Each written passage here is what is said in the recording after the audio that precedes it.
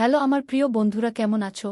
নিশ্চয়ই তোমরা আমার গল্পগুলো শুনে শুনে খুব সুখ নিচ্ছ আর আনন্দে আছো। তোমাদের আনন্দ দিতে আমি নিয়মিত তোমাদের জন্য নতুন নতুন ভিডিও নিয়ে হাজির হই। তো বন্ধুরা, আর দেরি না করে জলদি জলদি ভিডিওতে লাইক দিয়ে চ্যানেলটি সাবস্ক্রাইব করে নাও। ভূপেন বাড়িতে পৌঁছানোর একটু আগেই নামল ঝরঝরিয়ে বৃষ্টি। কাকভেজা হয়ে ওদের বাড়ির সামনে এসে দেখি ওর মোটরসাইকেলটা নেই। তার মানে আমাকে না নিয়েও চলে গেছে। এত রাগ হলো যে বলার মতো না। ছুটির দিন দুপুর বেলায় কোথায় ঘুমাব তার বদলে ভিজে গোসল করে রাস্তায় দাঁড়িয়ে আছি। এখন বাড়ির সবাই শুয়ে পড়েছে, ডাকাডাকি করলে কপালে বোকাছকা আছে। দুপুরটা এখানেই কাটাতে হবে। এ বাড়িতে ভূপেন ছাড়া ওর দিদি রিয়া থাকে, আর ওদের কাজের লোক গীতাদি। নাম ধরে বেশ কয়েকবার ডাকাডাকি করলাম, কিন্তু বোধ হয় বৃষ্টির জন্যই কেউই বের হলো না। ভূপেনের ঘরে ঢোকার একটা রাস্তা আছে। বাড়ির পিছন দিয়ে দরজা খুল না দেখে বাধ্য হয়ে ওই পথ দিয়ে বাড়ির পিছনে গেলাম। যদিও এখন একেবারে গোসল করে গেছে, কিন্তু বৃষ্টিটা এখন খারাপ লাগছে না। ভূপেনের পিছনের দিকের বারান্দার ছাদ টিনের, তার উপর বড় বড় বৃষ্টির ফোঁটা পড়ে একটা অদ্ভুত সুন্দর শব্দ হচ্ছে। সরু গলি পেরিয়ে ঘরের পাশে এসেও ডাকলাম, কেউ সাড়া দিল না।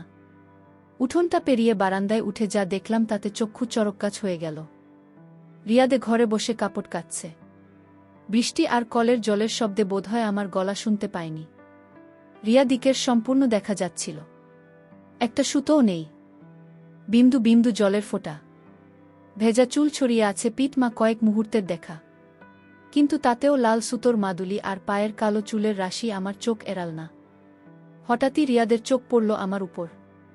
শিবলু, কি করছিস এখানে? লাফিয়ে উঠে আড়ালে চলে গেল ইয়াদি। আমি চোখ নামিয়ে নিলাম। আমি এক্ষুনি এসেছি।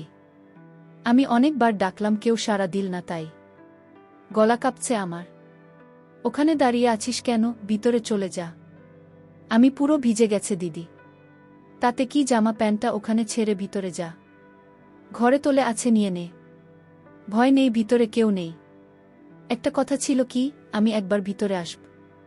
সারা গায়ে ধুলো লেগে আছে। কিছুক্ষণ চুপ করে রিয়াদে বলল, আয়। আমি আস্তে আস্তে ঘরে ঢুকলাম, মাথা নিচু করে। চৌবাচ্চা থেকে জল নিয়ে ঝাপটা মারল মুখে। তারপর ঘুরে বেরিয়ে আসার মুখে রিয়াদের গলা শুনলাম। ও কি হলো? ভালো করে ধুয়ে গা হাত পা। জামাই এখানেই ছেড়ে রাখা, আমি ধরে দিচ্ছি। এবার যেন অজান্তেই তাকিয়ে ফেললাম রিয়াদের দিকে। একটা ভেজা সাদা তুলে আগেকার ঢাকা। তাতে থেকেছে বটে, কিন্তু আকর্ষণ বেড়ে গেছে, কয়েক গুণ ভেজ আসার কারণে আরও স্পষ্ট হয়ে উঠেছে। কি হলো? তাড়াতাড়ি করো শিবলু। কতক্ষণ এভাবে দাঁড়িয়ে থাকব? আমি মাথা নিচু করে শার্ট আর গেঞ্জি খুলে মেঝেতে রেখে বেরিয়ে আসতে যাব। এমন সময় আবার রিয়াদে বলে উঠল, এটা ছেড়ে রেখে বেরিয়ে যা। আমি পিছন ফিরে আসছি।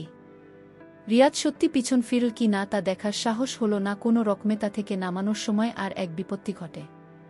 বৃষ্টিতে গায়ের সঙ্গে আটকে থাকা সবই নেমে গেল।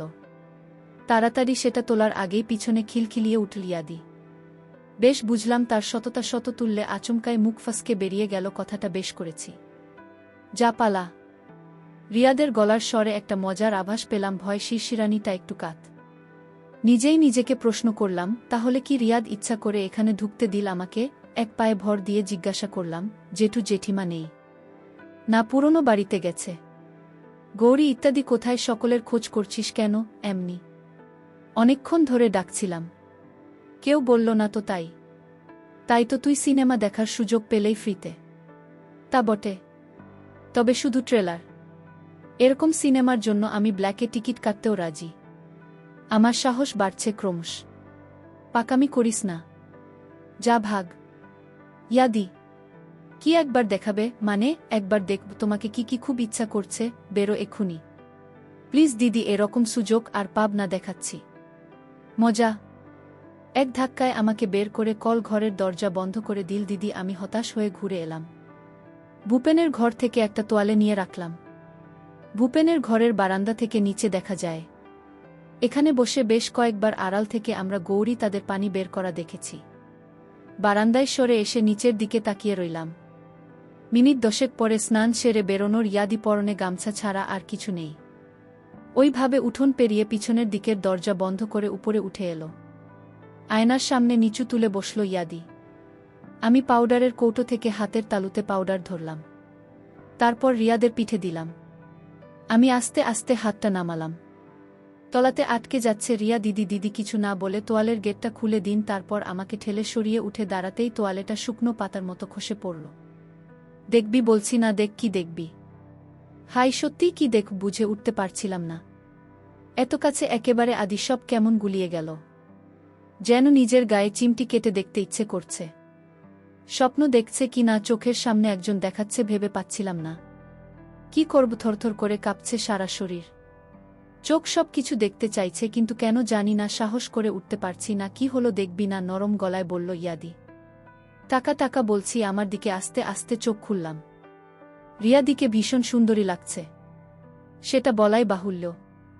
টানা টানা চোখ, জোড়া ভ্রু সব মিলিয়ে অনেকটা দক্ষিণী সিনেমার নায়িকাদের মতো দেখাচ্ছে। ভেজা চুল ছড়িয়ে আছে পিঠে ঘাড়ে, চুলের মধ্যে ঘাড়ে কাঁধে এখনও জলের ফোঁটা লেগে রয়েছে। রিয়াদের চোখে চোখ পড়তেই চোখ নামালাম নিচের দিকে। এবার আমি সরাসরি সব কিছু দেখতে পাচ্ছি। রিয়াদের গায়ের রঙের তুলনায় বেশ পরিষ্কার, তবে তা দক্ষিণী নায়িকাদের মতো বেশ বড় হয়, যেন অনেকটা মধ্যে আকর্ষণকে উপেক্ষা করে আকর্ষণ করছে আমাকে। রিয়াদের কথা শুনে আমার সম্বিত ফিরল। তাকালাম ওর মুখের দিকে। কি রে, বললি না তো কেমন খুব সুন্দর? একটু ধরো, পারমিশন নিচ্ছিস? যদি দাও। আমার মাথার চুল খামচে ধরে রেখেই বলল, ওরে বাদর, ধর, যা খুশি করো। বুঝিস নাকি কিছু? আমি খুশিতে থাকতে না পেরে দুই হাতে দুইটা ধরলাম। আমার মনে হলো পিছলে বেরিয়ে গেল বুঝি। ইদ্ধি বলে উঠল আস্তে, শিবলু শরীর, অনেক সময় আছে, তাড়াহুড়ো করিস না, তাহলে তোর ভাল লাগবে না, আমারও না। আমাকে বিছানার কাছে নিয়ে এলো রিয়া দি। তারপর একটা ততক্ষণে আমার কলাগাছ। এবার বিছানায় শুয়ে পড়েও বলল, নে যা দেখবি দেখ। আমি এবার নিচে মনোনিবেশ করলাম। নিচ থেকে নেমে এসেছে হালকা চুলের রেখা, সেটাই নিচে নেমে বেশ ঘন জঙ্গল তৈরি করেছে। আমি হাত দিয়ে তার মধ্যে বিলি কাটতে লাগলাম। রিয়াদে নড়ে ওঠে, শক্ত হয়ে গেল।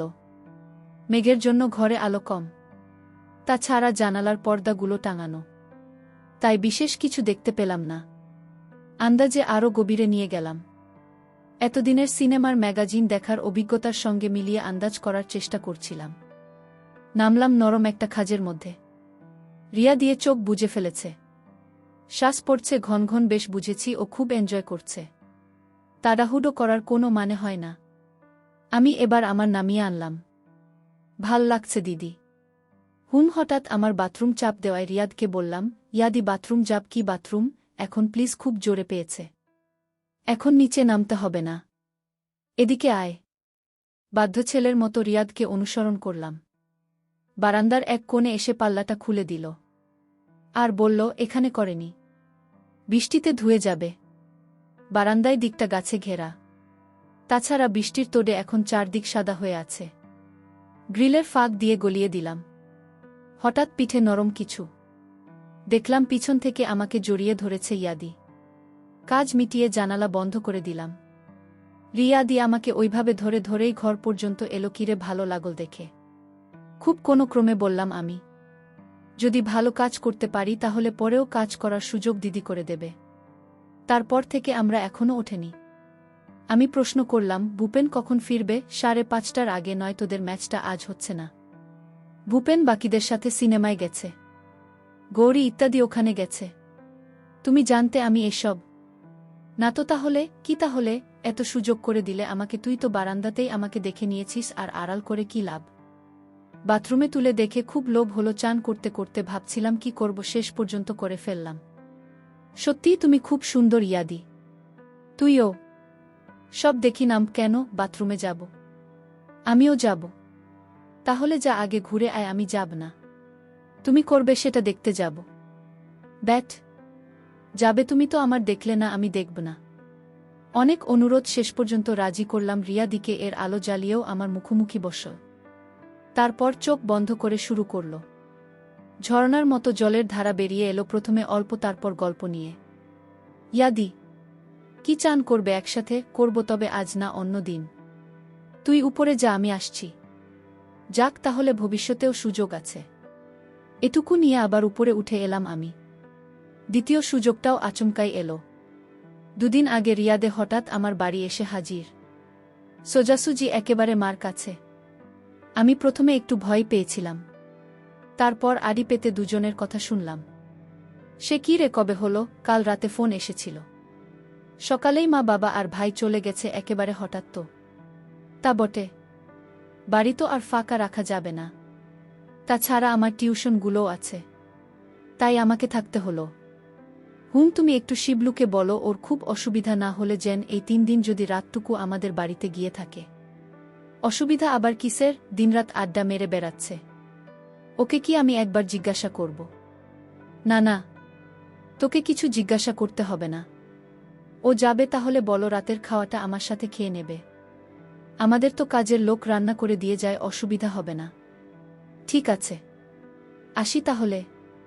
সে কি, কিছু খাবি না? না গো, একটা ব্যাচ বসিয়ে এসেছি। রিকশা দাঁড়িয়ে আছে, যা তাহলে সাবধানে যাস। রিয়াদে বেরোনোর আগে আমি এক দৌড়ে নিচে নেমে এলাম। দিয়ে যাবার সময় আমার দিকে মুচকি হেসে বেরিয়ে গেল। আমিও হাসলাম। মায়ের হুকুম অনুযায়ী রাত 8টা নাগাদ সাইকেল নিয়ে ভূপেনের বাড়ির দিকে রওনা দিলাম। অবশ্য যাবার আগে একটু কপট আপত্তি করেছি।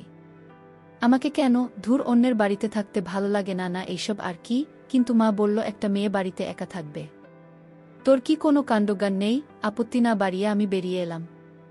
পৌঁছাতে 5 মিনিটের বেশি লাগল না। রিয়া দোতলার বারান্দায় দাঁড়িয়েছিল। আমায় দেখে নিচে নেমে এসে দরজা খুল। আমি সাইকেলটা সিটের নিচে রেখে ওকে পিছন থেকে। রিয়াদে বোধ হয় সবে স্নান করেছে, চুল এখনো ভিজে। আমি ভেবেছিলাম বাসায় কেউ নেই, তাই আমি। রিয়াদে কিছুক্ষণ পরে বলল, আর না, রান্নাঘরে গৌরী ইত্যাদি আছে। দুজনে ওপরে উঠে এলাম। ঘরে টিভি চলছে। চ্যানেল পাল্টে পাল্টে কিছুক্ষণ টিভি দেখার পরেই গৌরী তা দিয়ে সে জানাল তার কাজ শেষ। রিয়াদের নিচে গিয়ে দরজা দিয়ে সে কাউকে ফোন করল, সম্ভবত ভূপেনকে। কারণ হ্যাঁ, সব ঠিক আছে, চিন্তা করিস না, শিবলু থাকবে, বাবা মার খেয়াল রাখি, সেই কথাগুলো কানে এলো। ফোন রেখে ঘরে এসে রিয়াদে জিজ্ঞাসা করল, কি রে, কিছু খাবি এখন? হ্যাঁ, তোমাকে। খুব পেকেছিস, দাঁড়া, তোর হচ্ছে। বারান্দার জানালাগুলো বন্ধ করে রিয়াদে পাশের ঘরে চলে গেল। আমার আর তর সইছে না। বুকের মধ্যে কেমন একটা করছে, গলা শুকিয়ে আসছে। ঠিক ভেবে উঠতে পারছি না যে রিয়াদের মতো আপাতগম্ভীর একজন মেয়ে আমাকে ডেকে এনেছে। কয়েক মিনিট পরে ঘর থেকে রিয়াদে ডাক দিল, আয় ঘরে আয়। পাশের ঘরে গিয়ে বেশ অবাক হলাম। এর ঝুল হাঁটু অবধি, সারা ঘরে একটা হালকা ধূপের গন্ধ। রিয়াদে, টিউব নিভিয়ে দিন। এরপরে থাকবি নাকি? না, শর্টস আছে ভিতরে। এই ঘরে একটা টিভি আছে, সেটাতে নির্বাক যুগের ছবির মতো শাহরুখ খানের কোনো সিনেমা চলছে। খেয়াল করলাম সবটা জানালা বন্ধ। পর্দা টানা জামা চেয়ারের উপর রেখে বিছানায় গিয়ে বসলাম। রিয়ালিটি বন্ধ করল। এখন শুধু ঘরে জ্বলে থাকা টিউবের আলোয় ঘর আবছাভাবে আসছে। রিয়াদে ফিসফিসিয়ে বলল, কি হলো? তখন তো সিটের তলাতেই শুরু করেছি। এখন চুপ কেন? ভাবছি কি 2টা কথা। শুনি 1 নম্বর, যা হচ্ছে সেটা সত্যি না স্বপ্ন? আর এই পোড়া থাকার কি খুব দরকার আছে? গুনগুন করে গান গাওয়ার সঙ্গে সঙ্গে পা নাচাচ্ছে ইয়াদি। আগের দিন খুব ভালো করে লক্ষ্য করেছি, রিয়াদের গায়ের রং ঠিক ফর্সা বলা যায় না। বিজ্ঞাপনের ভাষায় উজ্জ্বল শ্যামবর্ণ। ভগবান খুব যত্ন করে তৈরি করেছে রিয়াদিকে। অবশ্য আগের দিনের ঘটনাটা না ঘটলে তেমন কিছুই জানা যেত না, কারণ অন্য সময় রিয়া এতটাই গম্ভীর থাকে যে কথা বলতে সাহস পেতাম না আমি। পাড়ায় রিয়াদের দারুণ সুনাম, ভালো মেয়ে, বিএ এমএ দুটোতেই ফার্স্ট ক্লাস, ইংলিশের টিউটর হিসাবে দারুণ ডিমান্ড। আমি আর দেরি করলাম না। হঠাৎই ডাইনিং টেবিলের উপর চোখ পড়ল। বিছানা থেকে নেমে গেলাম। সব জানালা দেওয়া আছে। জিজ্ঞাসা করলাম আমি। হ্যাঁ, কিন্তু তুই কোথায় যাচ্ছিস? উত্তর না দিয়ে যাও ঘরে গিয়ে টেবিলের উপর থেকে টমেটো সসের বোতল খুললাম। হাতের মধ্যে বেশ খানিকটা সস ঢেলে নিলাম। আমি স্বামী, আশা করি গল্পটি ভালো লাগবে এবং অবশ্যই আমার চ্যানেলটি সাবস্ক্রাইব করে পাশেই থাকবে।